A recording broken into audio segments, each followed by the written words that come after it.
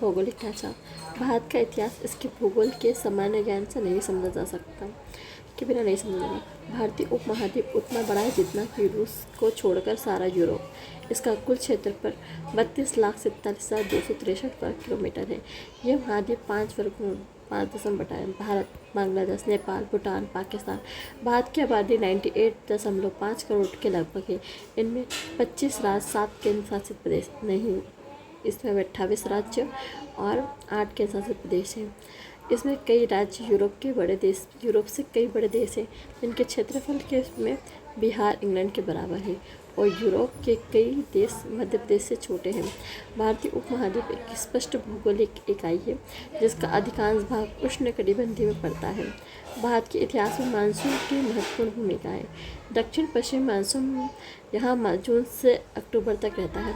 देश के अधिकांश क्षेत्र में विभिन्न मात्रा में पानी बरसता है। प्राचीन काल में सिंचाई का कोई विशेष महत्व नहीं होता है।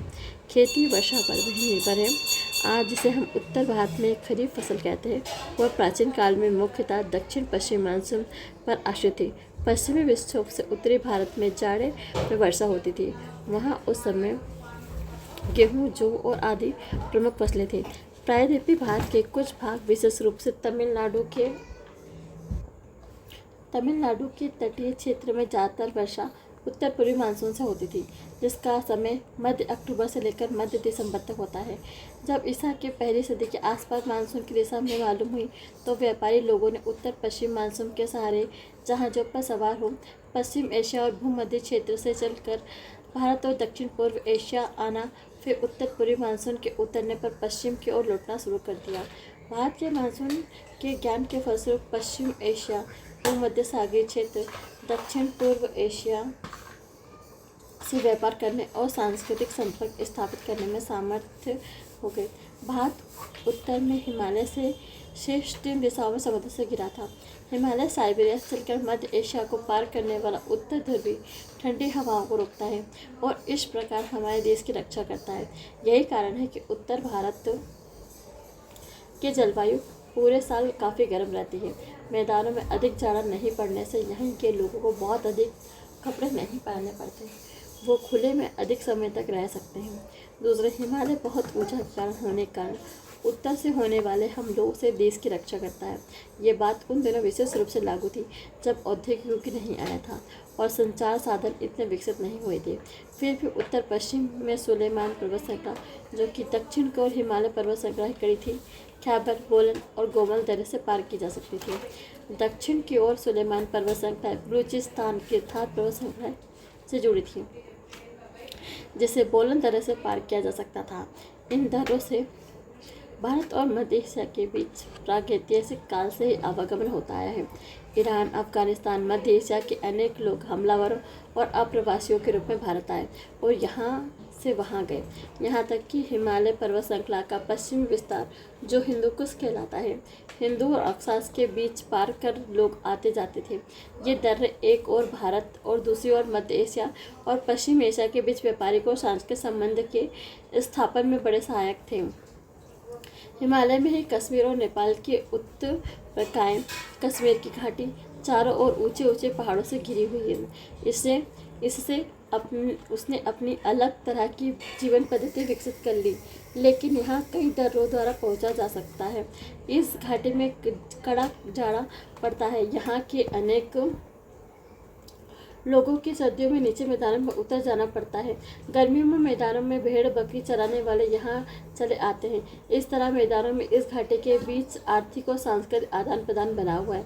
कश्मीर को मध्य एशिया के इलाकों में बौद्ध धर्म प्रचार का केंद्र स्थल बनाने में पामीर पर्वत कोई बाधक नहीं हुआ है। नेपाल की घाटी आकार में छोटी है। गंगा के मैदानी इलाकों लोगों ने यहाँ पहुँचने के लिए अनेक दर्रे ढूंढ निकाले हैं। कश्मीर की तरह इस घाटी में संस्कृत की उन्नति खूब हुई है। दोनों ही उत्पत्तियां संस्कृत पांडुलिपि का सबसे बड़ा भंडार है। मैदानों की कछारे मिट्टी में पनपे चने जंगलों की अपेक्षा हिमालय की तरह के जंगलों को साफ करना आसान है। इन तराइयों वाले बहने में नदियाँ कम चौड़ी होती हैं, अतः उन्हें पार करना कठिन न था। यही कारण है कि प्रारंभिक यात्रा मार्ग हिमालय की तराइयों में ही पश्चिम से पूर्व और पूर्व से पश्चिम की ओर विकसित हुए। संभवतः इन्हीं कारणों से ईसा पूर्व 6वीं शताब्दी से सबसे पुरानी कृषि पद्धतियाँ तराई वाले इलाकों में बनी और यहीं के रास्ते व्यापार के लिए अपनाए गए। ऐतिहासिक भारत का वृक्ष स्थल उन महत्वपूर्ण नदियों का क्षेत्र है जो उष्णकटिबंधीय मानसूनी वर्षा से लबालब भरी है। नदियों के ये क्षेत्र सिंधु का मैदान, सिंधु गंगा विभाजक, गंगा घाटी, ब्रह्मपुत्र घाटी, ज्यों ज्यों हम त्यों पाते हैं कि वार्षिक वृष्टिमान क्रमशः 25 सेंटीमीटर से बढ़ते बढ़ते 250 सेंटीमीटर तक पहुंच जाता है। 25 से 37 सेंटीमीटर वर्षा द्वारा पोषित सिंधु प्रदेश के पेड़ पौधों को संभवतः 37 से 60 सेंटीमीटर द्वारा पोषित पश्चिमी गंगा घाटी के पेड़ पौधे को भी पत्थर व तांबे के औजारों से काटकर जमीन को कृषि योग्य बनाना संभव है, परंतु 60 से 125 सेंटीमीटर वर्षा वाले पोषित मध्य गंगा घाटी के जंगलों के बारे में ऐसा संभव नहीं था। त्यों पाते हैं कि वार्षिक वृष्टिमान क्रमशः 25 सेंटीमीटर से बढ़ते बढ़ते 250 सेंटीमीटर तक पहुंच जाता है। 25 से 37 सेंटीमीटर द्वारा पोषित सिंधु प्रदेश पेड़ पौधों और संभवतः 37 से 60 मीटर के वर्षा के द्वारा पोषित पश्चिमी गंगा घाटी के पेड़ पौधों को पत्थर व तांबे के औजार से काटकर जमीन के कृषि योग्य बनाना संभव था, परंतु 60 से 125 सेंटीमीटर वर्षा के द्वारा पोषित गंगा घाटी के जंगलों के बारे में 60 से 125 सेंटीमीटर वर्षा के द्वारा पोषित गंगा घाटी के जंगलों के बारे में ऐसा संभव नहीं था, और 125 से लेकर 250 सेंटीमीटर वर्षा से पोषित ब्रह्मपुत्र घाटी के जंगलों के बारे में तो कतई संभव नहीं था। घने जंगलों और साथ ही कठोर भूमि वाले इन प्रदेशों को साफ करना लोहे के औजारों से भी संभव था, परंतु लोहे के औजार तो बहुत बाद विकसित हुए। अतः प्राकृतिक संपदाओं का इस्तेमाल पहले कम वर्षा वाले पश्चिमी प्रदेश में किया जाता और बड़ी वस्तुओं का विस्तार आमतौर पर पश्चिम से पूर्व की ओर होता है। सिंधु और गंगा के मैदानों में शुरू हुई खेती से यहाँ बढ़िया फसल होने लगी और इसने एक के बाद एक कई संस्कृतियों का संभरण किया। सिंधु और गंगा के पश्चिमी मैदानों में मुख्यतः गेहूँ और जौ की उपज होती थी, जबकि मध्य और निचले गंगा के मैदानों में मुख्यतः चावल पैदा किया जाता था। चावल गुजरात और विंध्य प्रदेश के दक्षिण लोगों की मुख्य भोजन बन गया। हड़प्पा संस्कृति का उद्भव विकास सिंधु की घाटी में हुआ। वैदिक संस्कृति का उद्भव पश्चिमी उत्तर प्रदेश और पंजाब में हुआ।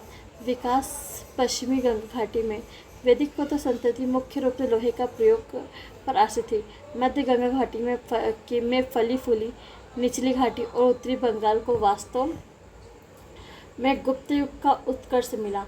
अंत में असम सहित समूची ब्रह्मपुत्र घाटी को आरबी मध्य युग में महत्व प्राप्त हुआ। प्रमुख शक्तियाँ इन घाटियों और मैदानों पर पाने के लिए आपस में लड़ती रही।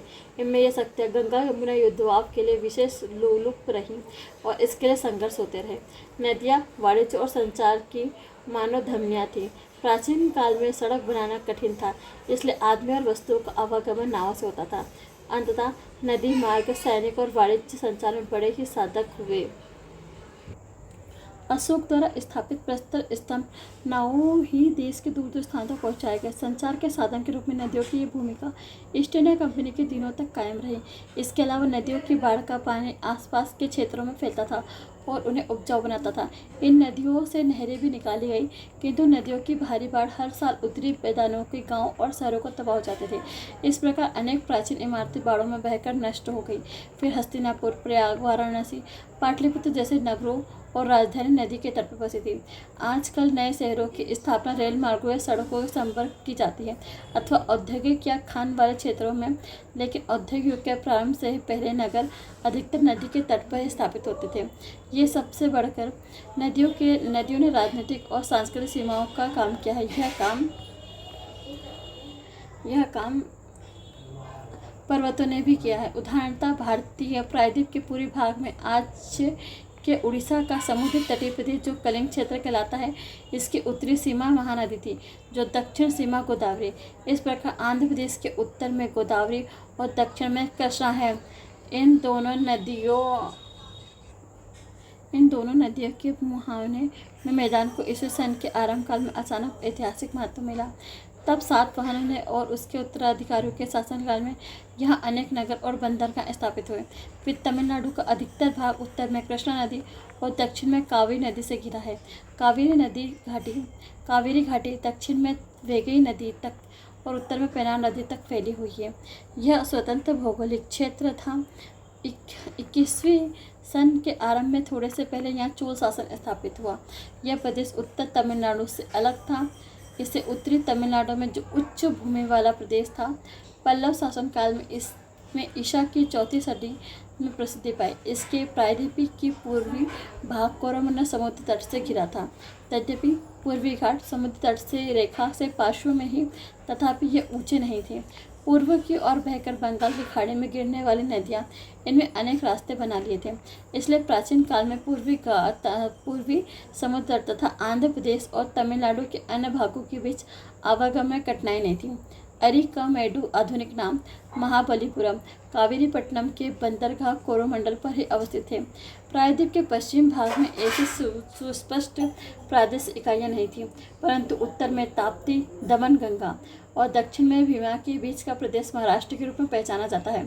उत्तर में भीमा और ऊपरी कृष्णा और दक्षिण में तुंगभद्रा बीच का प्रदेश कर्नाटक के रूप में पहचाना जा सकता है।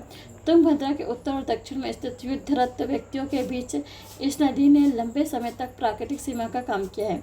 एक और बदामी के चालुक्य और राष्ट्रकूटों को तुंगभद्रा नदी के दक्षिण में अपनी सत्ता फैलाने में कठिनाई हुई, तो दूसरी ओर पल्लवों और चोलों ने इस नदी के उत्तर में राज्य विस्तार करने में कठिनाई हुई। प्रायद्वीप के सिंधु दक्षिण के तटीय प्रदेशों में आजकल का केरल राज्य है। प्रायद्वीप का समुद्र तटवर्ती पश्चिमी भाग मालाबार तट कहलाता है, जिसके तट पर कई बंदरगाह और छोटे छोटे राज्य स्थापित हुए। फिर भी इस तटीय प्रदेश और के समीप महाराष्ट्र, कर्नाटक, केरल के प्रदेशों के बीच आवागमन में ऊंचे पश्चिमी घाट कठिनाइयाँ पैदा करते हैं, क्योंकि इनके दर्रों को पार करना आसान नहीं था। उत्तर में सिंधु और गंगा की नदी प्रणालियों और दक्षिण में विंध्य पर्वत श्रृंखला, इन दोनों के बीच का विस्तृत प्रदेश अरावली पर्वतों द्वारा दो भागों में बटा हुआ है। अरावली पर्वतों से पश्चिम का भूभाग थार भूमि में पड़ता है। हालांकि राजस्थान का हिस्सा भी इस क्षेत्र में पड़ता है। प्राचीन काल में इस विस्तृत मरुभूमि में वस्तु संभव नहीं थी। फिर भी इस मरुभूमि में कुछ उर्वर मध्याह्न थे जहाँ कहीं बस्तियाँ थीं। आराम से ऊँटों के सहारे यह भूमि पार करना संभव था।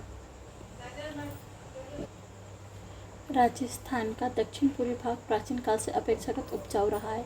इसके अलावा खेती की तांबे की खानें भी उस क्षेत्र में होने से वहाँ पर ताम्रपाषाण युग की बस्तियाँ बनती रहीं। राजस्थान की सीमा गुजरात के उपजाऊ मैदानों से जा मिलती है।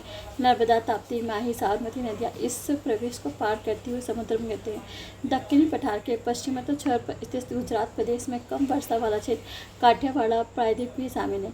इस क्षेत्र का तटीय क्षेत्र काफ़ी तंतुर होने के कारण यहाँ कई बंदरगाह बने हैं। यही कारण है प्राचीन काल में गुजरात समुद्र तटीय और विदेशी व्यापार के लिए प्रसिद्ध रहा है और यहाँ के लोगों ने अपने उद्यमशील व्यापारी सिद्ध किया है। गंगा यमुना दोआब के दक्षिण में मध्य प्रदेश राज्य है, जो पश्चिम में चंबल नदी, पूर्व में सोन नदी और दक्षिण में विंध्य पर्वत और नर्मदा नदी से घिरा है। इसके उत्तरी भाग में उपजाऊ मैदान है, जो आजकल मध्य प्रदेश हमारे देश का सबसे बड़ा राज्य है। मोटे तौर पर पूर्वी और पश्चिमी दो भागों में बांटा जा सकता है। पूर्वी भाग को ज़्यादातर विंध्य प्रदेश से घिरा हुआ है।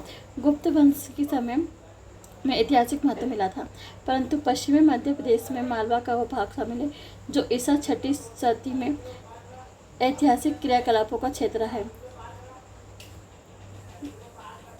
गुजरात के बंदरगाहों के लिए मालवा महत्वपूर्ण पृष्ठ प्रदेश वित्तीय प्रदेश था और इसलिए मालवा और गुजरात पर अधिकार करने स्थापित करने दक्कन और उत्तरी शक्तियों के बीच अनेक युद्ध हुए। इस महत्वपूर्ण क्षेत्र पर अधिकार जमाने के लिए ईसा की पहली और दूसरी शताब्दी में शकों और सातवाहनों ने लड़ाइयाँ लड़ी और 18वीं सदी में मराठों और राजपूतों ने ऐसी लड़ाइयाँ लड़ी। नदियों द्वारा कहीं कहीं पर्वतों से घिरा, कहीं कहीं डेल्टा व पठार के रूप में ऐसा प्रत्येक प्रदेश एक राजनीतिक और प्रशासनिक इकाई था, जहाँ विभिन्न राजवंशों का शासन का उत्थान पतन होता था। विशाल देश में यातायात की कठिनाई और प्राकृतिक सीमाओं की मजबूती को देखते हुए शासक वर्ग ने यह आसान नहीं था कि यहाँ सारे प्रदेशों को अपना शासन स्थापित कर सके। शनै शनै प्रत्येक देश में एक ऐसी पृथक संस्कृति इकाई का रूप धारण किया, जिसकी अपनी अपनी भाषा और जीवन पद्धति बन गई। परंतु उत्तरी और पश्चिमी भारत में अधिकांश भाषा एक ही मूल हिंद आर्य भाषा से विकसित हुई, इसलिए इनमें बहुत ही तात्विक समानता दिखाई देती है। एक और महत्व की बात है कि लगभग सारे देश में संस्कृत का विकास होने लगा और यह समझे जाने लगी। विंध्य पर्वत श्रृंखला देश को पूर्व से पश्चिम तक बीचों बीच विभक्त करती है और इस प्रकार उत्तर और दक्षिण भारत की विभाजक रेखा बनी हुई। द्रविड़ भाषा बोलने वाले लोग विंध्य के दक्षिण में रहते हुए भारतीय आर्य भाषा बोलने वाले इसके उत्तर में थे। दोनों के बीच विंध्य क्षेत्र यद्यपि देश के अधिकांश प्रदेशों में अपनी सुनिश्चित प्राकृतिक सीमाएं थीं, परंतु प्रदेश में जीवन यापन करने के लिए आरक्षित अपेक्षित सामुदायिक संपदा नहीं थी। इसीलिए प्राग ऐतिहासिक काल से ही धातुओं और अन्य आम जरूरतों की पूर्ति के लिए देश के विभिन्न क्षेत्रों में पारंपरिक संबंधों का जाल बिछ गया। प्राकृतिक संपदा के उपयोग का देश के इतिहास में विशिष्ट महत्व है। जब तक लोग की बस्तियों को बड़े पैमाने पर नहीं फैली थी, भारी वर्षा की बदौलत भारत के मैदान में बहुत बड़ा हिस्सा जंगलों से घिरा पड़ा था।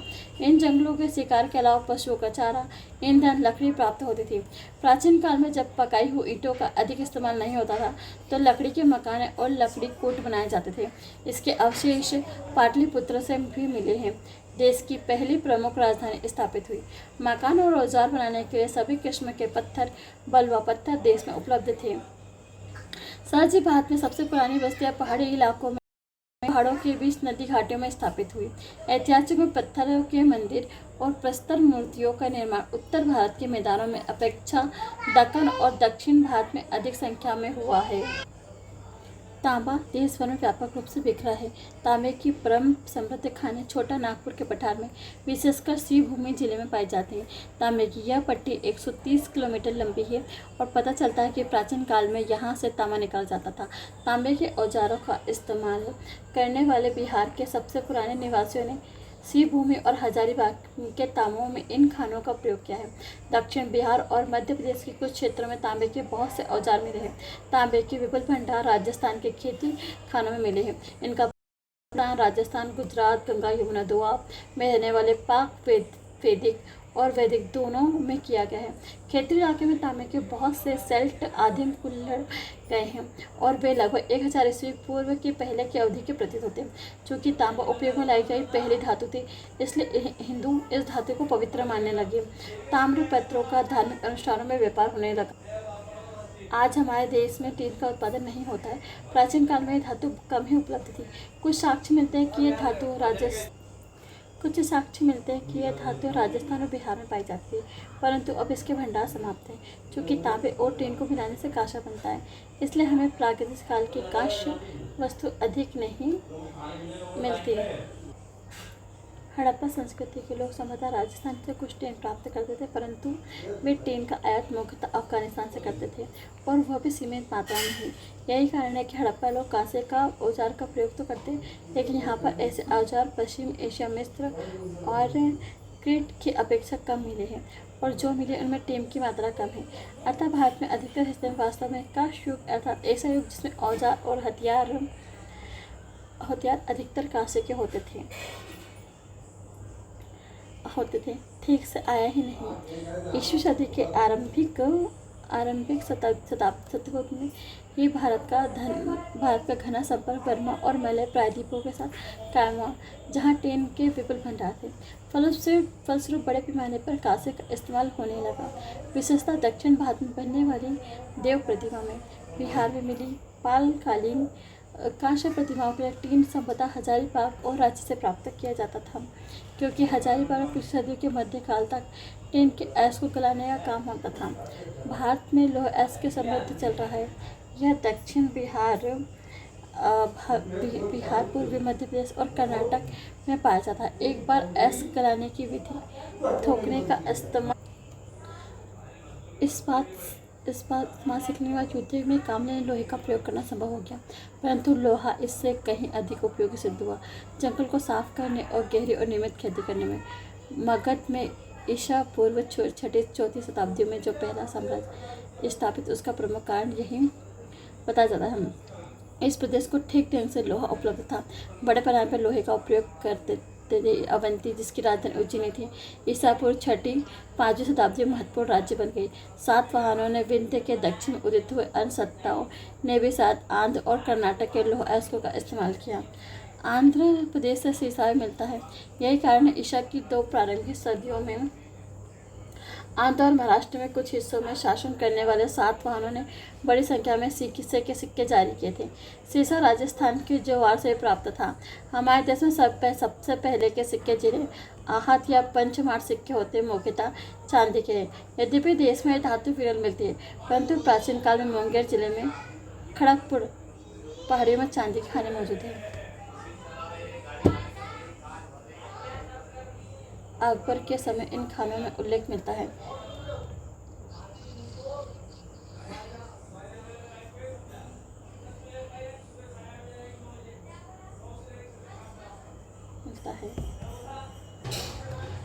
यही कारण है कि बिहार में मिले सबसे पुराने आहट सिक्के चांदी के हैं। बिहार में मिले सबसे पुराने आहट चांदी के हैं। प्रचुर स्वर्ण कर्ण नदी के सहारों के बने जमाओं से चुन जाते हैं, जहाँ वे हिमालय के जल धाराओं में बहकर मैदानों में आते हैं। ऐसे जमाओं को प्लेयर्स कहते हैं। सोना कर्नाटक के कोलार खानों में मिलता है। सोना का सबसे पुराना अवशेष 1800 के आसपास कर्नाटक के एक नवपाषाण युग में मिलता है। इन खानों से सोना निकालने के बारे में हम ईसा की दूसरी सदी के बारे में कोई जानकारी नहीं थी। कोलार दक्षिण कर्नाटक के गंगवंशियों प्राचीन राजधानी माना गया। प्राचीन काल में उपयोग में लाया गया अधिकांश सोना मध्य एशिया रोमन समाज से प्राप्त किया गया था। इसलिए स्वर्ण मुद्रा को नियमित प्रचलन ईसा की 5 सदी में हुआ, पर लंबी अवधि तक स्वर्ण मुद्रा चलते रहने चाहने से यह प्राप्त स्रोत न था। इसलिए बाहर से सोने का आयात बंद होते ही स्वर्ण मुद्रा दुर्लभ हो गई। प्राचीन भारत में विशेषतः मध्य भारत, उड़ीसा, दक्षिण भारत में भांति भांति के रत्नों और मोतियों का उत्पादन होता है। ईसा की प्रारंभ सदी में रोमन लोग भारत की जिन व्यापार वस्तुओं के लिए अलायत रहते थे, उनमें रत्नों का प्रमुख स्थान था।